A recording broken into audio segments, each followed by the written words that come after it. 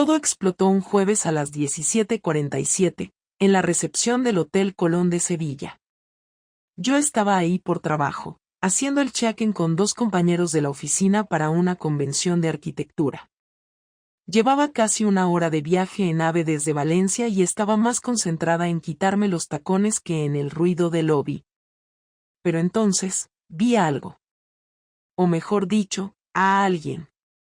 Mi marido, Santiago. Solo que él no me había dicho que iba a Sevilla. Y no iba solo. Me costó unos segundos asimilarlo, porque no era como cuando ves a alguien y dudas si es él. No. Lo reconocí al instante. Camisa blanca remangada, ese reloj que juró nunca usar porque era muy caro para el día a día, y esa forma tan suya de mirar a alguien cuando le dice algo al oído. A esa mujer. Rubia. Más joven. Tacones rojos. Se reían. Estaban demasiado cerca como para hacer una reunión de trabajo. No me vieron. Me giré rápido, con la tarjeta del hotel aún caliente en la mano. Fingí una llamada, subí en el ascensor y me encerré en la habitación. No lloré. No grité. Solo me senté en la cama, sin saber si reírme o vomitar. No era la primera vez que venía a Sevilla por trabajo. Pero era la primera vez que descubría que mi marido también lo hacía, con otra. Podría haber bajado. Podría haberlos enfrentado allí mismo, como en las películas. Pero no.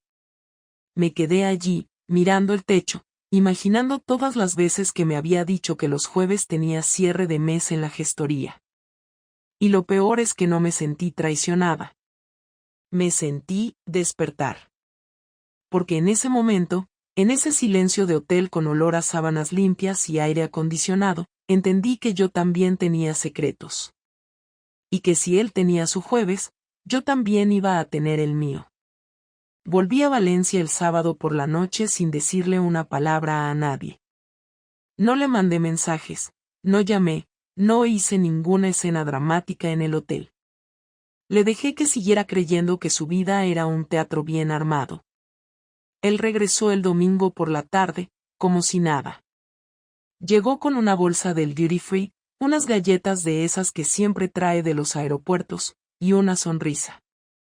Me dio un beso corto, como si esa fuera la manera de poner en pausa la culpa, y se metió en la ducha. Yo estaba en el salón viendo una serie, aunque no tenía ni idea de lo que estaba pasando en la pantalla. Lo observé mientras pasaba, mojado por la lluvia, con la chaqueta arrugada y el alma intacta.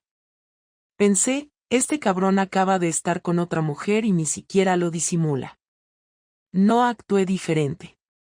Esa era mi ventaja. No me puse fría, no le hice preguntas incómodas. Todo lo contrario. Me mostré atenta, disponible, simpática incluso. Quería que se sintiera cómodo. Quería que bajara la guardia. No porque pensara vengarme en ese momento, sino porque quería que se hundiera solo. Que pensara que no me había dado cuenta de nada, que yo seguía siendo la esposa ingenua que le hacía la comida los domingos y le dejaba una cerveza fría cuando volvía de trabajar. Y así fue. Durante los siguientes días, actuó como si todo fuera normal. Pero había pequeños gestos que me confirmaban lo que ya sabía. Se reía solo con el móvil en la mano. Se duchaba antes de acostarse, algo que nunca hacía. Empezó a salir a correr, según él, para despejar la mente. Se estaba preparando para otro encuentro. El jueves siguiente no dijo nada, solo que tenía que quedarse hasta tarde porque el cierre del trimestre venía fuerte. Ni siquiera se molestó en inventar una excusa creíble. Se puso una camisa que no usaba desde hacía meses, se afeitó con más cuidado que nunca y salió sin pedirme si quería que me trajera algo del supermercado, como hacía antes. Yo ya sabía lo que iba a hacer. No necesitaba pruebas, pero las tuve de todas formas. No fue con un detective ni revisando su móvil. Fue más simple. Una compañera del instituto, Marta, que solía trabajar en el Hotel Colón los fines de semana, me escribió el viernes por la mañana. Clara, creo que vi a tu marido ayer. Estaba en el restaurante del hotel con una chica joven. Muy juntos, ¿todo bien? Le contesté que sí, que seguramente era una reunión de trabajo. No por cubrirlo a él, sino porque no quería darle ese poder a nadie más. Esto era entre él y yo. Nadie más tenía que saberlo todavía. Esa noche, cuando volvió, me abrazó desde atrás mientras yo preparaba la cena. Noté cómo olía distinto. No era nuestro jabón. No era nuestro suavizante. Era otra cosa. No lo rechacé. Me giré, lo besé en la mejilla, y le dije que estaba pensando en hacernos una escapada, solo él y yo, como en los viejos tiempos. Puso una sonrisa que tardó en aparecer. Me dijo que sí, que sonaba bien. Que lo necesitábamos. Que últimamente estábamos algo desconectados. Tuve que contener una carcajada. No porque me hiciera gracia, sino porque me pareció absurdo el teatro. Sabía perfectamente lo que hacía los jueves, sabía perfectamente con quién lo hacía, y aún así tenía la cara de decirme que estábamos desconectados. Me limité a asentir y a servir la cena. Durante los siguientes días, su comportamiento fue más cariñoso. Me mandaba mensajes en el trabajo, me dejaba notitas en el baño. Actuaba como si realmente quisiera arreglar las cosas. Y quizás era verdad. Quizás se había dado cuenta de que no valía la pena lo que estaba haciendo. O quizás solo era remordimiento. La culpa es una mierda. Hace que la gente se porte mejor sin ser mejor. Pero yo no estaba interesada en su redención. Lo único que me importaba era ver hasta dónde llegaba, cuánto tiempo iba a seguir mintiendo, cuánto podía sostener esa doble vida sin que se le notara el desgaste. Y fue en ese momento, cuando estaba tan seguro de que todo estaba bajo control, cuando ocurrió. No fue planeado. No fue un acto de justicia divina. Fue simplemente una coincidencia. Estábamos en el supermercado el sábado por la tarde, como hacíamos cada 2 semanas. Empujábamos el carrito, hablábamos de qué carne comprar para la semana, y entonces la vi. La chica del hotel. La de los tacones rojos. No llevaba tacones esta vez. Estaba en la sección de lácteos, con una bolsa de tela y gafas de sol en la cabeza. Nos vio antes de que nosotros la viéramos a ella. O mejor dicho, antes de que él la viera. Se puso rígida. Dio media vuelta y se perdió entre los pasillos. Santiago tardó unos segundos en reaccionar, pero lo noté. Noté cómo se le borró la expresión. Cómo se le tensaron los hombros. Cómo dejó de hablar en seco. Le pregunté qué pasaba. Me dijo que nada, que se había acordado de que no habíamos comprado yogures. La manera en que lo dijo me confirmó todo. No hizo falta más. Ya no eran sospechas. Ya no era intuición. Era certeza. Ese hombre, mi marido, tenía otra vida. Una en la que yo no existía. Una en la que se sentía más joven, más libre, más deseado. Y esa vida había colisionado con la mía justo al lado de la nevera de quesos. Me quedé ahí, con el carrito en la mano, mirando cómo fingía buscar entre los yogures, sabiendo que acababa de perder la compostura por completo. No dije nada. No aún. Pero ya estaba todo decidido. Porque en ese instante, entre el queso fresco y los yogures griegos, su historia se derrumbó sin que yo tuviera que hacer nada.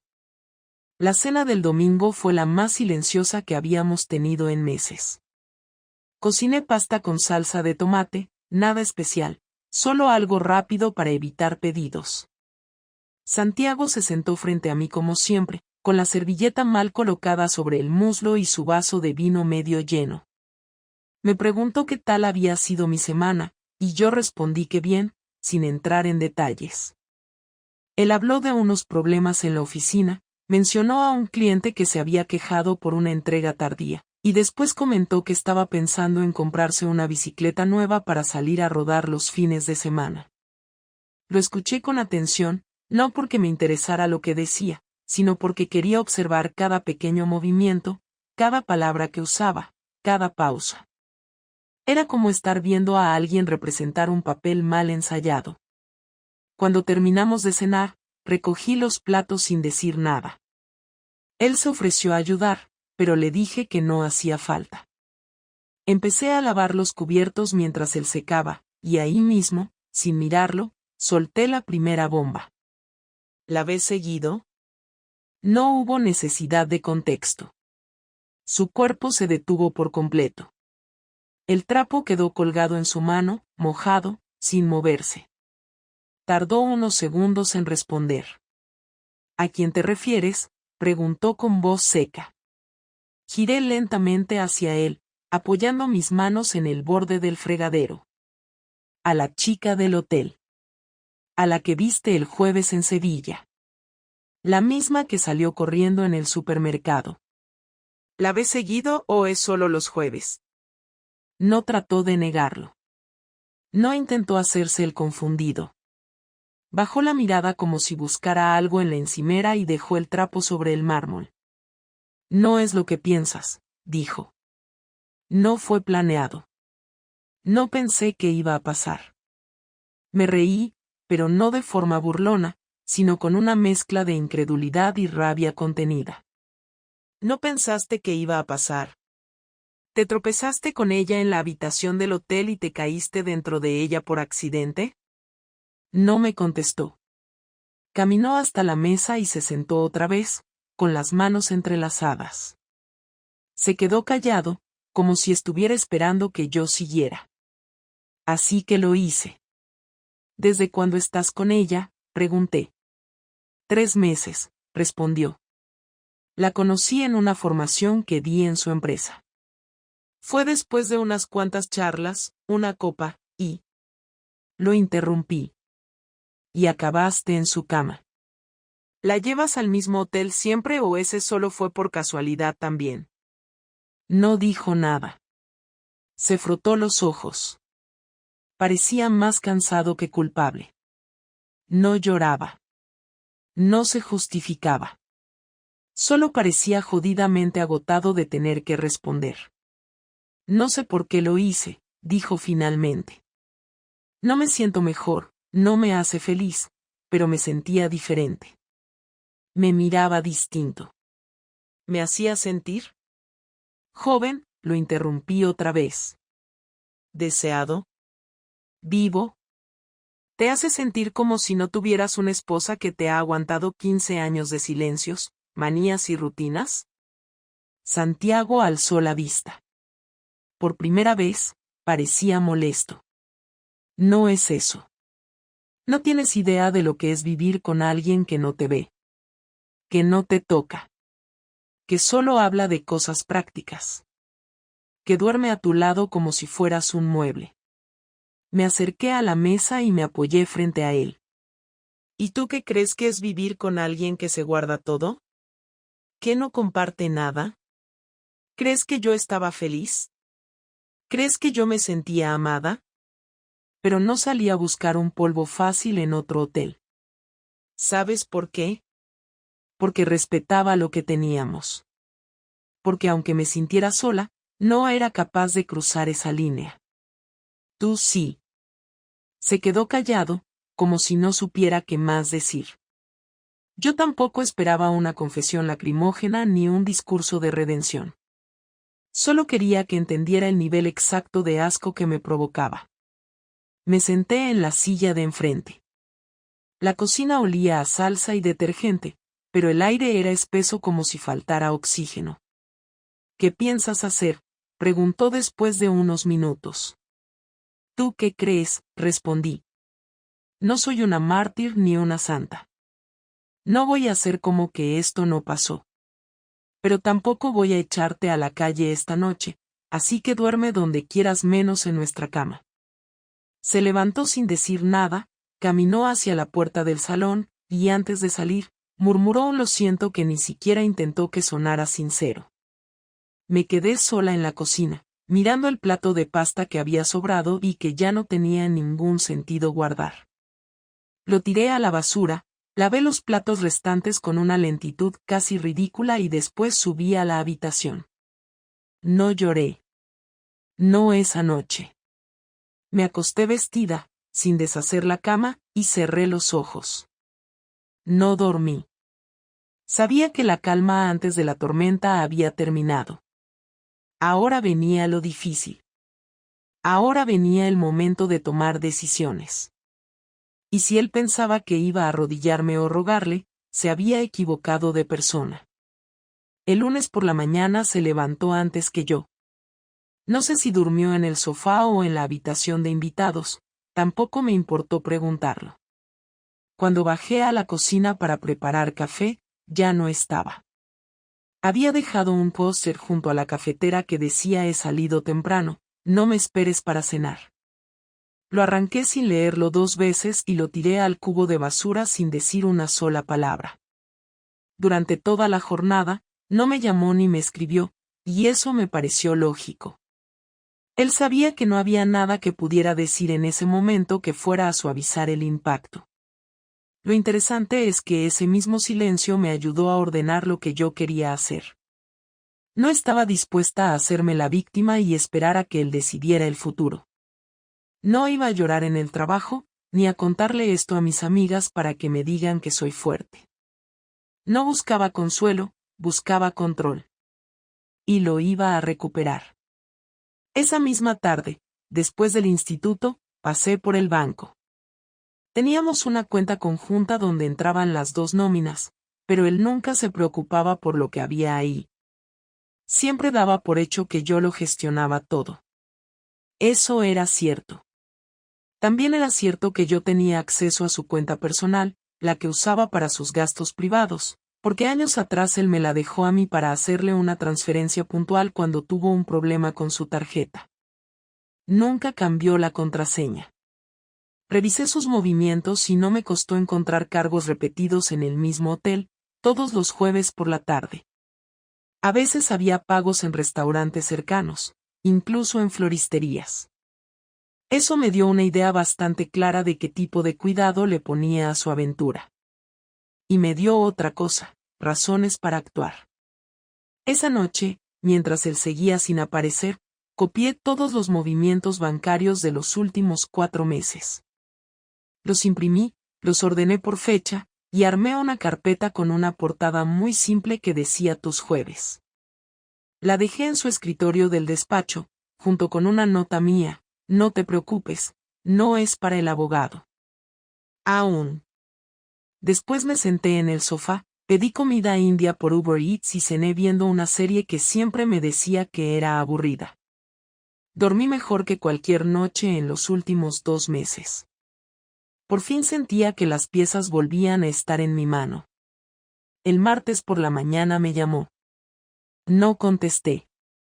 Me mandó un mensaje que decía tenemos que hablar, seguido de otro con he visto la carpeta. No le respondí. Pasé el día como si nada. A la salida del trabajo, pasé por una joyería. No para comprarme algo. Solo por hacerle una pregunta muy simple al dependiente, ¿aceptan devoluciones si no se entrega el regalo? El chico me dijo que sí, pero que dependería del estado de la joya. Me reí y le dije que no se preocupara, que seguro no habría marcas de uso. No entendió nada, pero yo sí. En casa, en la cómoda de mi habitación, encontré la pequeña caja que él había escondido semanas antes, la que yo ya había visto por error buscando unos documentos. Un anillo. Oro blanco. Tal vez para pedirme perdón. Tal vez para la otra. Me daba igual. Lo llevé de vuelta a la tienda el miércoles y lo devolví. No tenía ticket, pero bastó el número de su tarjeta para confirmar la compra. Me ofrecieron cambiarlo por un vale o dejarlo en depósito. Elegí dejarlo ahí. Les dije que probablemente él vendría a recogerlo. Dejé su nombre y su móvil. No fue un gesto simbólico. Fue solo logística. El viernes, cuando volvió a casa, me encontró en el salón con mi portátil y una copa de vino. Me preguntó si podía hablar conmigo. Le dije que sí, pero que fuera directo. Se sentó, tomó aire y me dijo que había roto con ella. Que no tenía sentido seguir con eso.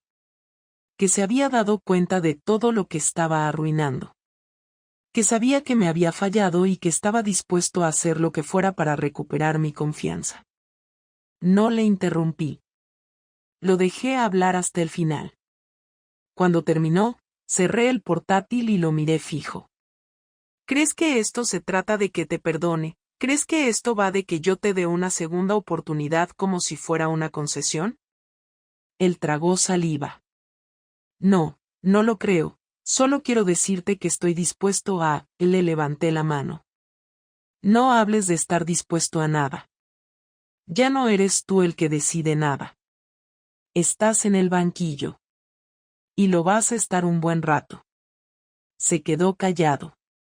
Bajó la cabeza.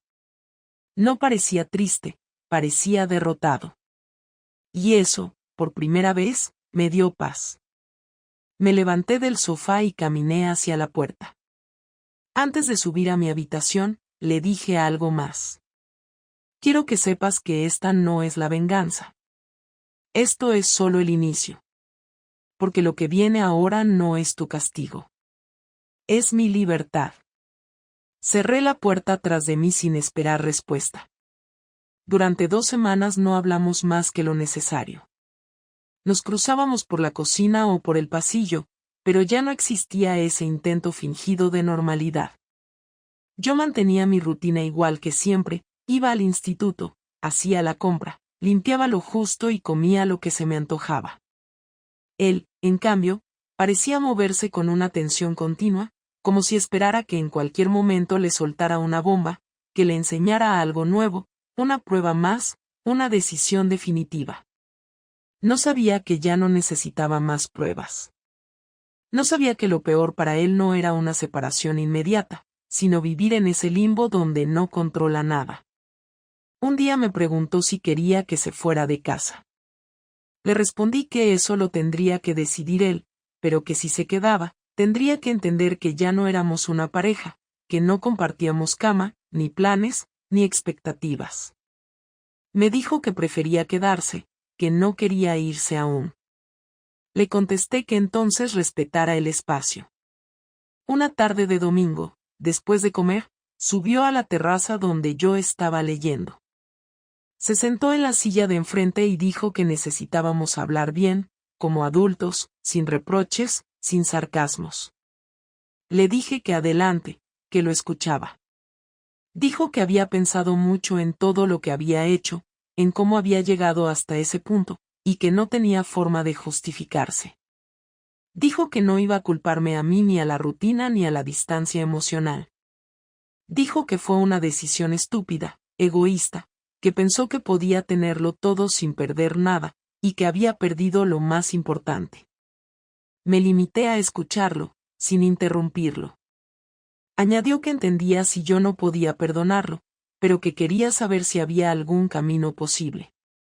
Le pregunté si quería que siguiéramos casados. Dijo que sí. Le pregunté si quería volver a compartir cama, cuerpo, vida. Dijo que sí. Le pregunté si se sentía capaz de estar solo conmigo y cortar de verdad con esa vida que había montado los jueves. Volvió a decir que sí. Entonces hablé yo. Le dije que la única razón por la que no lo había echado todavía era porque quería entender qué había pasado, no en él, sino en mí. Quería saber si después de todo podía volver a mirarlo y no ver a un hombre que mintió durante meses, que me hizo pensar que yo estaba loca cuando intuía algo, que jugaba a la doble vida sin remordimiento.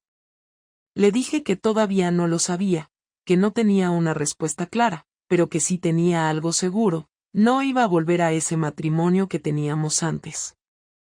Le dije que ese matrimonio estaba muerto, que lo había matado él. Si queríamos construir algo, tendría que ser nuevo, desde cero, sin atajos ni nostalgia. Le pregunté si estaba dispuesto a hacer eso, no por mí, sino por sí mismo. Guardó silencio unos segundos y dijo que sí, que quería hacerlo bien, aunque no supiera cómo. Entonces le dije lo que realmente necesitaba decirle. Que yo había cambiado. Que lo que sentía por él no era odio ni amor ni lástima. Era otra cosa. Era una mezcla rara entre respeto por el hombre que una vez fue y rechazo por el que fue después. Le dije que no estaba segura de querer volver a dormir a su lado, que no sabía si alguna vez podría volver a confiar, pero que tampoco sentía la urgencia de cerrar la puerta del todo. Le pregunté si él podía vivir con eso. Me miró sin moverse y dijo que sí. Le creí. Por primera vez en mucho tiempo, le creí. Nos quedamos en silencio. Él se levantó y me dijo que si en algún momento quería que se fuera, solo tenía que decirlo. Le respondí que no se trataba de que yo lo echara, sino de que él entendiera qué lugar ocupaba en esta casa ahora. Que no íbamos a fingir nada para los amigos ni para la familia. Que no íbamos a volver a hacer cenas para aparentar. Que si quería recuperar algo, tendría que ganárselo. Me miró con una mezcla de tristeza y aceptación, como quien por fin entiende que ya no se trata de convencer a nadie, sino de demostrar todo desde cero. Esa noche me volvió a escribir por mensaje. Me dio las gracias por escucharlo, por no humillarlo, por ser clara. Me dijo que no esperaba que lo perdonara pronto, pero que quería que supiera que iba a intentarlo de verdad. No le contesté. No por indiferencia, sino porque ya lo había dicho todo. Las palabras no servían más. Solo quedaban los hechos. Han pasado 3 meses desde aquella conversación en la terraza. No volví a hablar del tema con nadie, ni con mi madre ni con mis compañeras de trabajo. No publiqué indirectas en redes sociales, no lloré en el hombro de ninguna amiga, no me refugié en consejos de gente que solo conoce una parte de la historia. Preferí vivir el proceso en silencio, con los ojos abiertos, sin dramatismos ni autocompasión. Lo observé a él, más que nunca. No tanto por desconfianza, sino porque quería ver si realmente podía sostener sus palabras con acciones, si su arrepentimiento no era algo momentáneo para evitar el colapso, sino una decisión firme de no volver a ser esa persona. Lo cierto es que cambió algunos hábitos. Ya no llegaba tarde sin avisar, ya no desaparecía los jueves, ya no usaba excusas vagas ni evitaba la mirada cuando hablábamos. Empezó a hacerse cargo de cosas que antes dejaba en mis manos, como la compra, algunas tareas domésticas, pequeños gestos que no pedí pero que noté. Pero eso no significaba que todo estuviera resuelto. Había días que me levantaba con una incomodidad que no podía disimular, otras noches en las que me acostaba sin querer cruzar palabra. Había tardes en las que él intentaba acercarse y yo solo podía pensar en la habitación de hotel. No porque quisiera torturarme con imágenes, sino porque lo que había pasado no era una escena aislada, era una fractura que aún dolía. Hace poco me preguntó si quería que fuéramos a terapia de pareja. Le respondí que no. Le dije que no quería sentarme frente a un tercero a escuchar análisis sobre cómo habíamos llegado hasta ahí. Ya sabía cómo habíamos llegado. Lo que me interesaba era ver si éramos capaces de salir, no de explicarlo. Él no insistió. Me dijo que si en algún momento cambiaba de idea, él estaba dispuesto. Me pareció justo. No me presionaba, no me chantajeaba con emociones, simplemente esperaba. Y aunque eso podía parecer pasivo, yo lo leía como una forma de respeto. Durante estos meses también me observé a mí misma con más atención que nunca. Me di cuenta de que había dejado de pensar en mí como mujer hacía mucho tiempo. Me había vuelto una especie de administradora del hogar, del matrimonio, de los horarios, de las rutinas. No le echo la culpa a nadie por eso, ni siquiera a él. A veces una se pierde en la estructura sin darse cuenta. A veces entregarse a una vida ordenada te hace olvidar lo que necesitas realmente. Y cuando eso se junta con la rutina de una relación larga, todo se diluye. Lo que pasó con Santiago fue una consecuencia de muchas cosas, y aunque él tuvo la responsabilidad completa de cruzar una línea que yo no crucé, no voy a mentirme diciendo que el problema empezó ahí. Fue solo el punto de quiebre. Hace una semana, me tomé 2 días libres y me fui sola a Alicante. No se lo consulté, simplemente lo avisé. Me llevé un libro, un cuaderno y ropa cómoda. No era una escapada emocional, ni un castigo encubierto. Solo necesitaba saber cómo me sentía estando lejos de todo, incluso de él. Paseé por la playa, dormí hasta tarde, comí sola en restaurantes y no pensé en el futuro. Me permití no decidir. El último día, escribí en el cuaderno una lista muy simple, cosas que no quiero volver a permitir en mi vida. No escribí nombres, no puse fechas, no anoté errores. Solo actitudes, sentimientos, silencios. Fue la primera vez en años que escribí para mí. Cuando volví, él estaba en casa. Me preguntó cómo me había ido. Le dije que bien. No preguntó más. Me hizo una tortilla de patatas y comimos viendo una película que ninguno de los dos terminó. Esa noche dormimos en la misma cama, sin hablar. Fue la primera vez desde que todo explotó. No pasó nada. Solo dormimos. Pero no fue incómodo. Hoy, mientras desayuno y él está aún en la ducha, me doy cuenta de que no necesito decidir nada urgente. No tengo que ponerle nombre a lo que somos ahora. No tengo que anunciar si volvimos o si estamos separados. No necesito etiquetas. Solo quiero vivir sin que me duela la rutina, sin que me pese el recuerdo.